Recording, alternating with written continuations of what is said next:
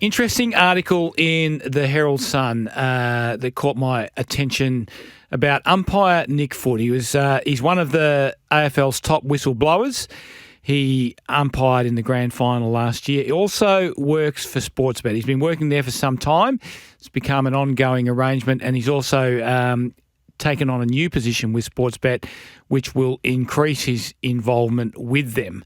Now, the question is, and I'm not suggesting Nick Foote has done anything wrong. He is pursuing employment. It's mainly to do with horse racing, not AFL football. But is it a good optical thing for the AFL to have one of their top umpires working at a bookmaker's in this day and age? Joining me on the show is a person that umpired 377 times at AFL level, one of WA's finest whistleblowers, Dean Margetts. Dean, welcome to the show.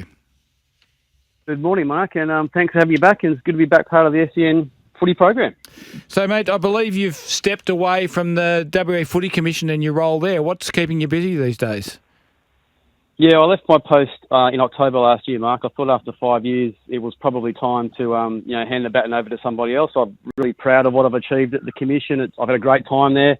Thoroughly enjoyed my involvement and seeing the progression of umpires in the state flourish, which has been great. So I took a bit of time off. I've just been doing some landscaping, actually. A complete change of pace for me, going from managing 200 people to just myself and a bit of grass. So it's been good. So I'm enjoying a bit of a sea change at the moment, or tree change, as one might say. So you'd be familiar with Nick Foote's circumstances. He provides racing form for Sportsbet, as well as his excellent work as an umpire for the AFL. Now, again, as I've suggested a number of times, I'm not suggesting Nick is doing anything dodgy, and certainly Sportsbet are just pursuing their business as a bookmaker. But optically, is this a good look for the AFL to have one of their chief whistleblowers, one of their best whistleblowers, working at a bookmaker's? Give us your thoughts. I understand the narration you're putting there. I think it's two completely separate beasts, Mark. I mean, Nick's been doing a podcast for horses for probably the last 10 to 12 years. I think it started out with his friend in the back of his garage, and it's grown to something pretty big, and to the point where an agency like Sportsbet have felt it's that good that they want to sponsor it, and it's obviously evolved from there. So it's two separate things. If we're sort of implying that Nick's sort of potentially gambling on footy, I think that's a pretty long bow, and I think that's what you're not saying, which I'm glad you're saying that. But no, Nick's business of that horse racing analyst is a completely separate part to his job as a part-time AFL umpire. And as you know, most AFL umpires do have secular employment, and for Nick, this is what happens to be his, not just a passion of his, but also it's now turned into his employment. Yeah, I guess it's not quite completely separate though, is it? He's inside the four walls at Sportsbet now, and so it's not about just Nick betting on football or anything like that. It's also about the potential for information to change hands either inadvertently, well, probably inadvertently is what it would be. Even the appearance that it presents to the public who needs to trust in their institutions, needs to trust the AFL, and certainly needs to trust its umpires. To me, it feels like something that is too close for comfort. But what information would be passed hands? What information would Nick be, on game day? And I need to commend the AFL for this. I mean, our education process, and I keep saying our still, Mark, it's hard to shake the old 20-year tag. Our information education around sort of sports betting is pretty clear, and I think we've seen over the past years when, an umpire steps outside those parameters, they come down pretty strongly because integrity in AFL is paramount, and the umpires are absolutely on top of that. Of course, we know what's happened with the Brownlow recently. So I understand what you're saying, but like I say, you don't do 250 AFL games, do an AFL grand final if your integrity's not squeaky clean, and I'm pretty sure Nick can, be put on that sort of poster.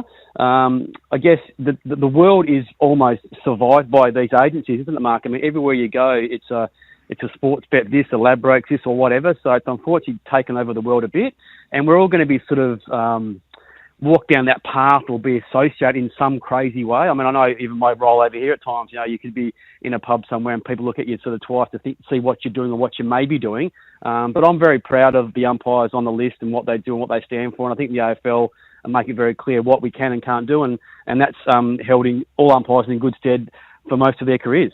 I think that's fantastic, Dean, that you take that attitude. I think it's fantastic that you have that pride in what you do. But there is the other side of this, and that is how it's going to be viewed by the general public. And so, as I said off the top of the show, justice must not only be done, it must be seen to be done. And where conflict of interest may exist, conflict of interest must not only not occur, they must be seen to be not occurring. And can the public have that trust if a person is in the employ of a bookmaker? Well, I think they can, because I think if you watch any umpire's games, we're going to make mistakes and errors, of course, but I don't think we've ever seen an umpire go out there and make deliberate errors to, contrive the results of football games. I've never seen it in my time, and I don't think we'll ever see it. I understand what you're saying optically, but I think we've got to give Nick the opportunity to, be presented with the chance to do his job and do it to the best of his ability. And if he steps outside that boundary, well, then I'm sure they'll fall on him pretty hardly. But I don't think that'll happen. But I know what you're saying. It's like any walk of life, Mark, isn't it? We can be. Sometimes I think today's society, we want to be outraged for outrage's sake. We want to bring people down. Should we be celebrating the fact that here's a young entrepreneur who's taken a backyard little podcast into a business which now a company of that ilk wants to support and sponsor? Maybe we should. Yeah, I think this is not outrage for outrage's sake. One, we're not outraged, but two, I think this is a valid question to ask given Nick's employment situation with Sportsbet. It does lead to another question, Dean. Should the AFL be in a position to employ umpires at Nick's level full-time so that there isn't this potential for conflicts to arise? Yeah, understand that, and I think I've been on record for most of my career saying, look, I don't think so, because my concern is, Mark, what happens to an umpire whose career finishes at 32? And not every umpire is going to have careers like Brett Rosebery, Simon Meredith, Matt Stevic, myself. That 350, 400 game career when we retire at 50 odd. There's going to be times like AFL players whose average lifespan is 3 years. Some of our umpires don't get to 30, don't get to 35. So what are we going to ask them to do post that? So we've got to be careful and get that balance right. I always found having secular employment gave me a great break away from football. As much as I invested 25, 30 hours in my footy, I think it gave me a great balance, and I think most of the umpires enjoy that.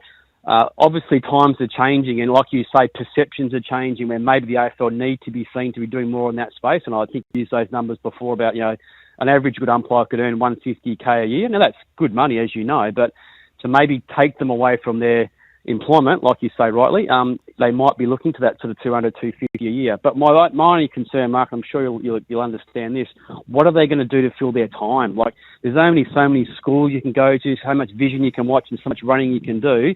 Idle hands can sometimes be the devil's tool, so we've got to be careful of that as well. So I'm sort of 50-50, but understand both sides of the story. Yeah, I think clubs do find ways to keep players occupied when they're not in their programs. They can urge them and encourage them to take on a part-time employment role. They can urge them to undertake further studies and that sort of thing. So I think there are ways to address what you're talking about. I absolutely understand what you're saying about when you're an umpire. It's great to have that break from umpiring and have something else to occupy your thoughts and to keep you busy, so you're not just sweating about the next game. The only thing I would say to that, Mark, to butt in there, was I don't think we're going to get a better performance by having a full-time umpire. I think we've seen with the NRL, we don't always say perfect games and they're full-time, all their referees.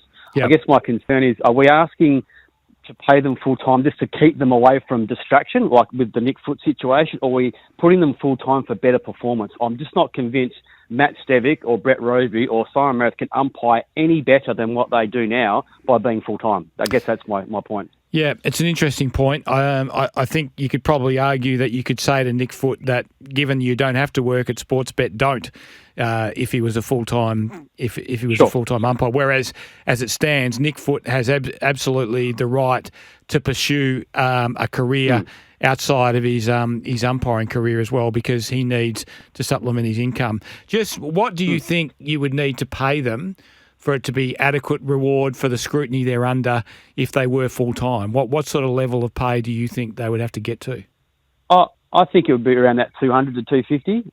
Like I say, the average umpire is that sort of 130, 140. The top umpires obviously go through finals and grand finals. They're probably pushing towards that sort of higher mark of, that 180, 190, I guess. So I would say that 200, 250. And as you made the point before, all that would mean from the AFL might be just a $2 or $3 million investment. And that would just protect everything, wouldn't it? It would just enclose the group. We would have 50 best umpires. All they do is umpiring, and then we can control what they do, what they don't do. A bit like that club sanctuary that you mentioned before, Mark, and I've been part of that with the Freo and West Coast in my times of visits there. You can see what goes on behind the scenes. So there is merit to it, and I'm sure in time, with the professionalism of this game, it could well get to that. Just a question on Brownlow Medal voting. Should umpires have access to statistics before they cast their Brownlow Medal votes to potentially eliminate the Brownlow howler in the umpires' voting sheets? If I had $1 for every time I was asked this question, look, it depends what we want. What do we want? Do we want a stats award, or do we want this unique Brownlow Medal, which is the umpire's opinion? Now, last year, Patrick Cripps and Nick Dacos ran 1-2 in the award, and I'm pretty sure most experts and most betting agencies had that way. But I don't remember anyone sort of saying, how good were the umpires getting that right? We're quick to bring the umpire down, but we don't support or salute them when they perceptually get it right. I'm a big believer in it's just that uniqueness. I mean, if it's a stat award, give the sheet out. Okay, Patrick Cripps, you got 42. Duffield, you got 41. 3-2-1. Mark, you've watched a lot of footy in your time, and the best stats collectors aren't always the players who are the best. Absolutely. We're looking for influence on game. I use Jason Horne-Franch as a classic example. I think he finished top 10 last year for memory. Yeah. Now, he's a 15 to 20 stat possession getter a game, but he can kick 4 goals in a quarter and shift the game. And the umpires go, wow, what a game changer. So what are we asking for? Is it just Nick Dacos' 42 possessions, 3? Well, hang on a minute. What about that performance? So I love the Brownlow because I think for 130 years, it's been the umpires. We don't know what players say to umpires. We don't know all the machinations that happen. That's what it is. If you start getting media people voting on it, then you're asking for integrity issues because, as you know, a lot of media people like to have a speculative wager on games and certainly on Brownlow's, Mark, as you know. So where does it go? I think it sits in the right spot, and I really defend our guys, and I love the fact how we go through it so strenuously and respectfully, and I think 9 times out of 10, when it's all said and done, you look at that leaderboard and you go, you know what? That sits pretty right, and I reckon last year was a classic example.